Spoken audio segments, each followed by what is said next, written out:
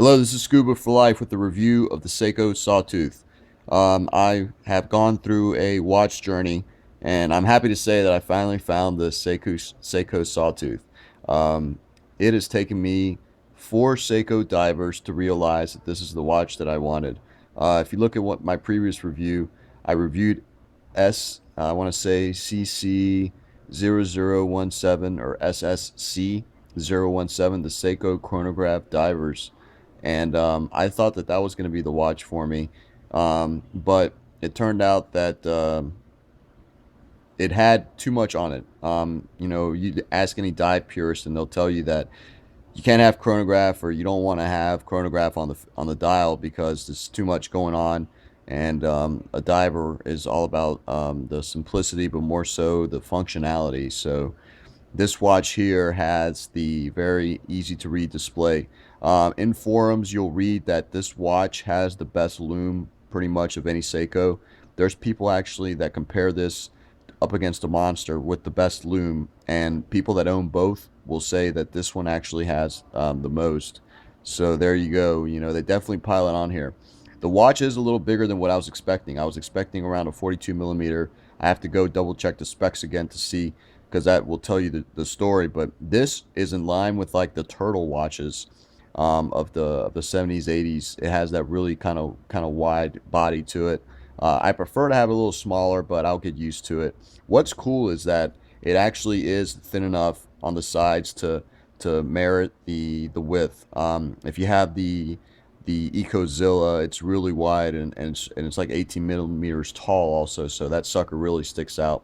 Nevertheless, still an awesome diver.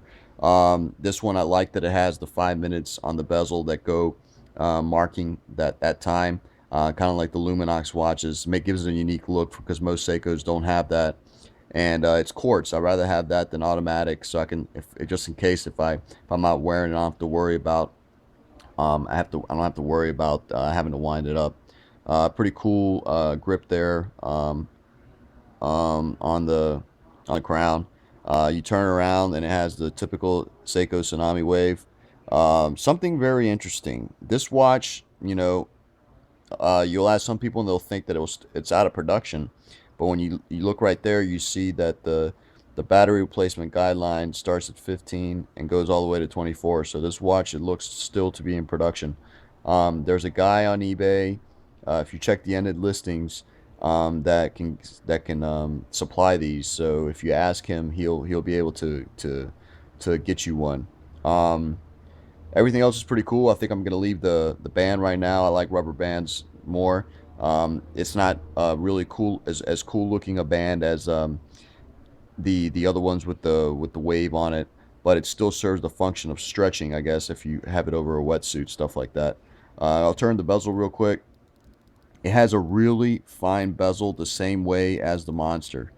I like the way probably the Monster turns a little bit more, but you got here the shroud on it, just like the tunas. So that's what's cool about it. Um, this loom, after reading yesterday, I was finding out that it lasts almost like forever. It doesn't degrade, from what I've been told, even with UV exposure, just because of the composition of it. So that's always good to know. I'll go ahead and put it on my wrist real quick to show how it looks, and then also I'll show the loom on it. I'll do my best to present that. Let me put it on real quick.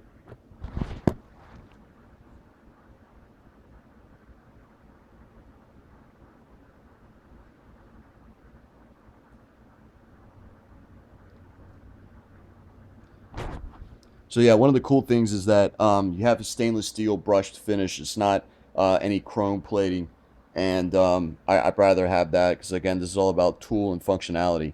You have the tsunami also, the recognizable tsunami on the end there.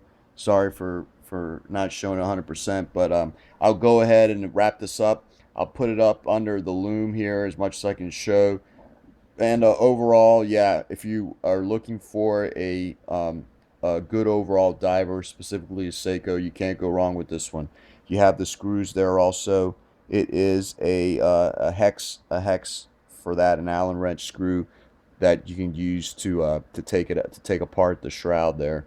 Awesome, awesome watch. Can't recommend it enough. I love the classic arrows there that it's using for the hands for this that Seiko is known for in the design. And I like that it has the actual Lume markers on all the numbers. That's something that you have to kind of dig for to find in a Seiko. So go all right, I'll go ahead and put underneath the blanket here, and we'll wrap it up.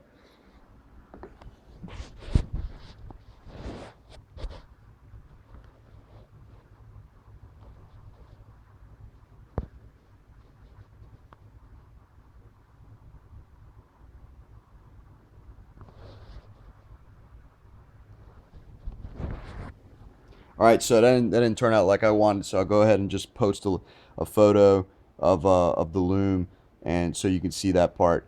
All right, I hope this helps. Y'all take care.